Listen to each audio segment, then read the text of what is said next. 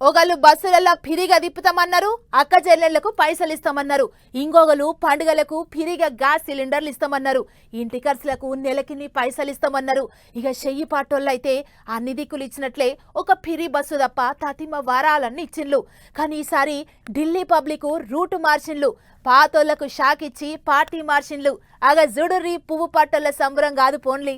దేశాన్నేలే పెద్ద మనుషులంతా ఉండేటి ఢిల్లీ గడ్డ కూడా పువ్వు పార్టీల అడ్డా అయ్యింది. ఇప్పుడు సర్వేలల్లో ముందుగానే చెప్పిండ్రు కానీ ఆ లెక్కలన్నీ మారుతాయన్నారు. కానీ బరాబర్ పువ్వు పార్టీలే గెలిచిండ్రు. 27 ఏళ్ల సంది అడుగుతాన్రట ఒక్క ఛాన్సు అని. అయితే చెయ్యి పార్టీలను గెలిపించిండ్రు, లేకపోతే చీపురు కట్ట పార్టీలను గెలిపించిండ్రు. అట్లిట్లా ఆఖరికి లేక ఇన్నొద్దులకు కమలం పువ్వు గుర్తు మీద ఓట్లు గుద్దిండ్రు ఢిల్లీ జనాలు. పిరి పథకాలు ఇస్తామన్నారు. ఒక్కో ఇంటికి నెలకు 25,000 ఆదా అవుతాయని చెప్పిండ్రు. అయినా సుత పాత సర్కారు వాళ్ళ మీద గట్టిగానే పగబట్టినట్టు చేసిండ్రు పబ్లిక్. మరి లేకపోతే మాజీ సీఎం కేజ్రీవాల్ ను డిప్యూటీ సీఎం లెక్క పనిచేసిన మనీష్ సిసోడియాను కూడా ఓడగొట్టి ఇంట్లో కూకబెట్టిండ్రు. ఓ మంచినీళ్ళు ఇయ్యలేదు, పబ్లిక్ ను పట్టించుకోలేదు, ఢిల్లీని ఆగం పట్టించిండ్రు అని చీపురు కట్ట పార్టీ వాళ్ళ మీద కమలం పార్టీ వాళ్ళు పబ్లిక్ కు బాగా పూసగుచ్చిండ్రట.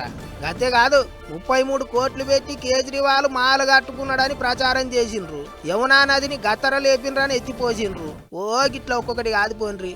అన్నిటికీ మించి ఒకప్పుడు అవినీతి మీద పోరాటం చేసిన ఆయన గదే అవినీతి కేసులలో జైలుకు పోయేటాలకు పబ్లిక్ లో నమ్మకం పోయిందా అంటున్నారు.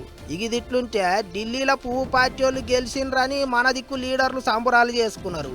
అటు చెయ్యి పార్టీ వాళ్ళు ఢిల్లీలో ఒక్క సీటు కూడా గెలవలేదు. అందుకే కారు పార్టీ వాళ్లకు శాంతి దొరికినట్టు అయింది. తీరు కామెంట్లు పెడతాండ్రు. ఢిల్లీలో పువ్వు పార్టీ గెలిస్తే మాజీ మంత్రి కేటీఆర్ సారు రాహుల్ గాంధీని తారీఫు చేసిండు.